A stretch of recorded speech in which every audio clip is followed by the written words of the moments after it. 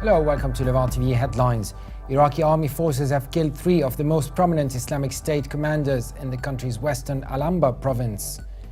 And the Islamic State has published a video purporting to show the beheading of 3 Kurdish Peshmerga fighters in northern Iraq by militants who threatened to kill dozens more of those being held captive. In Tunisia, a top security official says 2 extremist gunmen who killed 21 people at a top museum in Tunis trained in neighboring Libya before carrying out the deadly attack.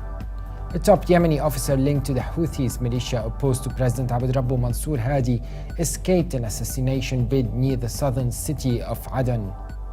And EU Foreign Affairs head Federica Mogherini has held talks with British, French and German leaders to discuss ongoing negotiations on Iran's contested nuclear program.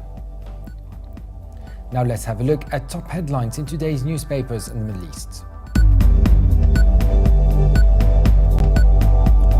Starting from Egypt, the Egypt Independent leads reporting that Egyptian expats in Geneva have said the Egyptian government's decision to close the consulate in Geneva cast a shadow over the Egyptian community there, estimated at 10,000 Egyptians. The paper also reports that midterm election will take place at the headquarters of the journalist syndicate today. From Beirut, the Daily Star leads reporting that Education Minister Elias Boussab says the United Arab Emirates has not added any more Lebanese to the list of people to be reported. The paper also reports that Foreign Minister Gibran Basir says Lebanon is preparing to open an embassy in Angola and a diplomatic mission in Mozambique.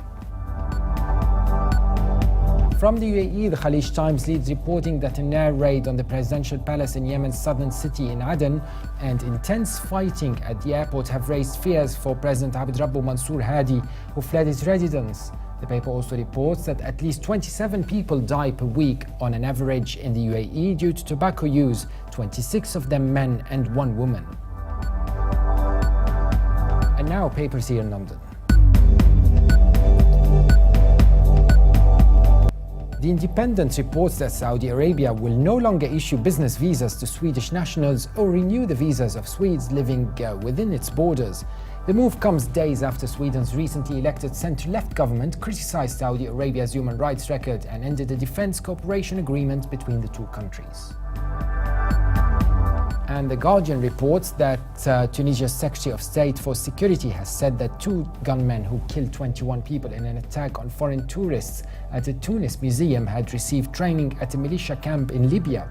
The Security Secretary said the gunmen were from sleeper cells that were present in several areas.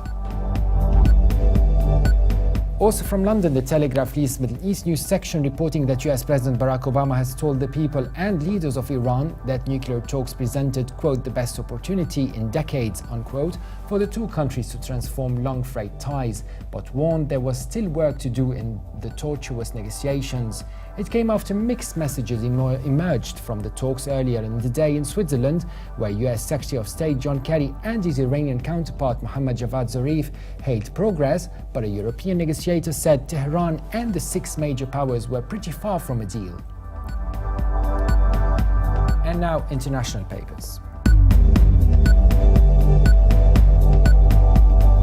From China, the Global Times reports that the Islamic State group have claimed responsibility for the deadly attack in Tunisia's National Bardo Museum that left 23 people dead and about 50 injured. In an audio and written statement posted online, ISIS regarded the 2 attackers as, quote, knights armed with automatic weapons and grenades, and promised more attacks.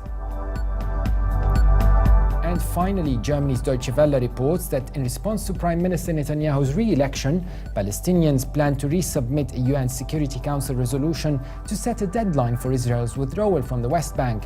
In December, the Council rejected a resolution that would have called for Israel's withdrawal by 2017, but this time around Palestinians could hope for previously unattainable support from the United States. That was it for today. For more updates, please visit levant.tv. Thanks for watching and bye for now.